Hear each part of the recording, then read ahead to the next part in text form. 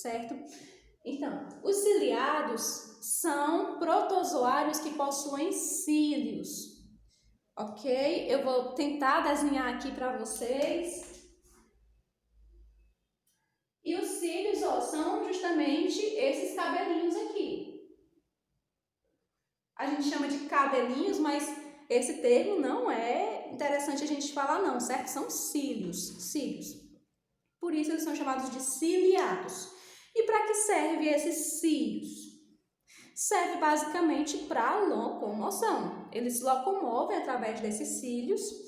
E outro motivo muito especial para eles terem essa estrutura é a captura de alimento, certo? Então, serve basicamente para quê? Para se locomover e para capturar o alimento.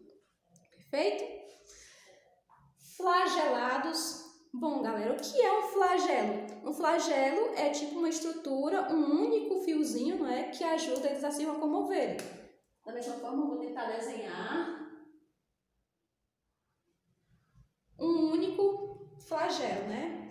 Então, também serve para locomoção, esse flagelo.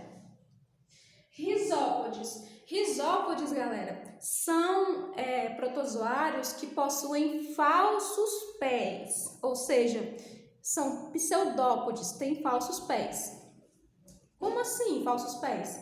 Um bom exemplo dos risópodes são as amebas, certo?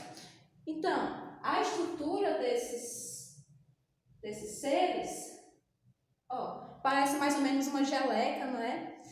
Então, eles produzem esses falsos pés, essas estruturas que também servem para eles se locomoverem, mas que também não são pés, por isso que são pseudópodes. E os apicomplexos? O que são os apicomplexos? Bom, eles não têm estrutura nenhuma de locomoção, ok? Os apicomplexos não possuem estrutura de locomoção. Então, como é que eles se locomovem? Eles precisam de uma correnteza para fazer esse deslocamento, certo? Precisam de uma correnteza de água. Inclusive, todos eles, certo? Os protozoários, de forma geral, eles vivem em ambientes úmidos e em ambientes aquáticos também. Perfeito? Ok. E agora vamos ver um pouco sobre a reprodução. Eles podem se reproduzir, olha só que interessante, eles podem se reproduzir de forma sexuada e assexuada. Então, são um pouco mais complexos mesmo. A forma sexuada, como é essa forma? É por conjugação, certo? Da mesma forma como as bactérias. E a forma assexuada é quando uma célula-mãe, daquela mesma forma como vocês já viram, uma célula-mãe duplica o seu material genético e aí ela começa a se dividir em duas. E aí, a partir do momento que ela se divide em duas, ela gera duas células filhas, idênticas à célula-mãe. Perfeito? Muito bom! Vamos agora para as algas. Bom, galera, primeira coisa, muita gente confunde alga com planta, mas algas não são plantas, certo? Algas são do reino protozoa, né? Dos protozoários ou das algas. São do reino proctista. Elas não são plantas, elas não são do reino plantae. Mas por que as pessoas, né? A gente não, porque a gente não vai mais fazer essa confusão, né? Por que as pessoas confundem tanto algas com plantas? Porque as algas, elas fazem fotossíntese também, não é? Inclusive, galera, a fotossíntese, né, que as algas fazem é muito importante para o meio marinho. Por quê? Porque todo o oxigênio que as árvores produzem, ou seja, todo o oxigênio produto da fotossíntese feita pelas árvores, geralmente esse oxigênio só fica em solo terrestre, né? Só fica na terra mesmo e naquele ambiente da floresta. Já o oxigênio produzido pelas algas é que é importante, que fica naquele meio marinho e que é muito importante para o planeta inteiro. Então, ó, vocês já viram que não só as plantas que produzem o oxigênio do mundo, não é? Na aula passada, a gente viu, na aula retrasada, inclusive, a gente viu sobre as cianobactérias, que produzem a maior parte de oxigênio do mundo. E agora estamos vendo as algas, que também produzem uma grande parte de oxigênio. Isso significa que as plantas não servem para nada, que a gente pode desmatar? Não! Não, galera, pelo amor de Jesus Cristo, as plantas são muito importantes, até porque se a gente devasta as matas, a área de florestas, a gente fica sem oxigênio aqui no meio em que a gente vive, que é a Terra, não é? Então, com certeza, o oxigênio das plantas são muito infinitamente importantes para a nossa sobrevivência, e sem elas a gente não vive, certo? Então, estamos entendidos que as algas não são plantas, são do reino proticista. E outro motivo, galera, pelo que as algas não são plantas, elas não têm raízes, não é? Elas não têm raízes, e isso já é um motivo para elas não serem plantas.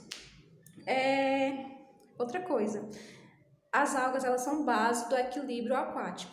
Por quê? Por conta, de novo, da cadeia alimentar, certo? Já que as algas são seres autótrofos, produzem seu próprio alimento, são elas que produzem a ignição para o início da cadeia alimentar, né? Elas que alimentam os consumidores primários e ela, então, é o início de tudo da cadeia alimentar. Portanto, para o equilíbrio aquático, as algas são muito importantes, também precisam bastante de preservação.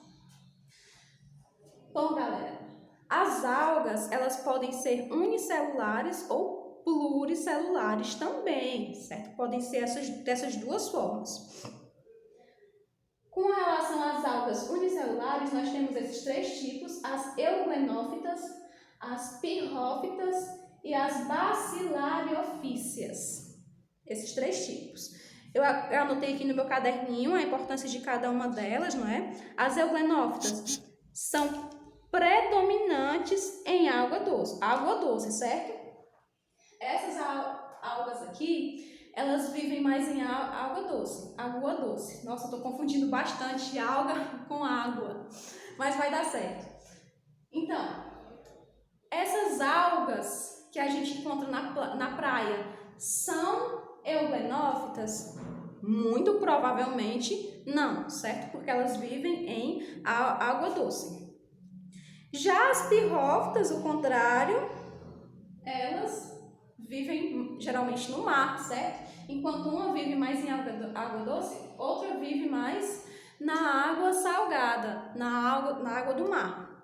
Então, tem outra característica muito importante das pirrófitas, é que elas possuem 2 flagelos, ok? Possuem 2 flagelos. E outra coisa, a bioluminescência. Vocês já ouviram falar daquelas algas que brilham mesmo, né? Algumas praias, inclusive, têm essa característica. Às vezes não é por conta da água, certo? Às vezes é por conta de algumas bactérias e alguns micro-organismos. Mas às vezes também é por conta desse micro-organismo, né? Já que eles são unicelulares, são algas que não são vistas a olho nu, certo? São algas que a gente vê, mas é com o microscópio. E por fim, as bacilariofíceas. Por que elas são chamadas assim? Porque elas têm uma carapaça, gente. Assim como alguns animais que a gente vê que tem uma carapaça de sílica, pois essas aqui também têm. Mas da mesma forma, elas são muito pequenas mesmo. Inclusive, a gente só pode perceber a presença dessa bactéria, ou dessa alga, a olho nu, a partir do tempo em que ela vai depositando essa carapaça no leito do mar, certo? E aí a gente fica vendo aquelas pedrinhas que parecem mais, não é, pedras mesmo, só que são a carapaça dessas algas. Perfeito. Agora vamos para as pluricelulares. Eu também anotei aqui algumas características dessas algas. Bom, galera, as clorofíceas, elas são verdes, não é? Porque o nome já diz tudo, cloro, né? Fazem fotossíntese. Então elas são verdes e elas são comestíveis também. Inclusive, muitos pratos com esse tipo de alga é servido em algumas praias. Tem também as rodofícias, que eu vou colocar aqui embaixo, que eu esqueci. Rodofícias. As rodofícias, galera, eu acho bem interessante colocar esse exemplo aqui. Por quê? Porque tem uma água que a gente consome bastante, não é? Algumas pessoas, e que a gente tem bastante no nosso dia a dia, que é a alga nori. Quem aqui comeu sushi, né? Quem de vocês já comeu sushi? Então, aquela alga que envolve o sushi é a alga nori, e esse tipo de alga é uma rodofícia. Elas geralmente são vermelhas, mas também podem ser verdes, certo? Também pode ter coloração verde. E por fim a gente tem as feofícias. As feofícias eu não encontrei muitas coisas sobre elas, mas a gente sabe que elas são exclusivamente marinhas, certo? Exclusivamente marinhas. A reprodução dessas algas é muito diversa.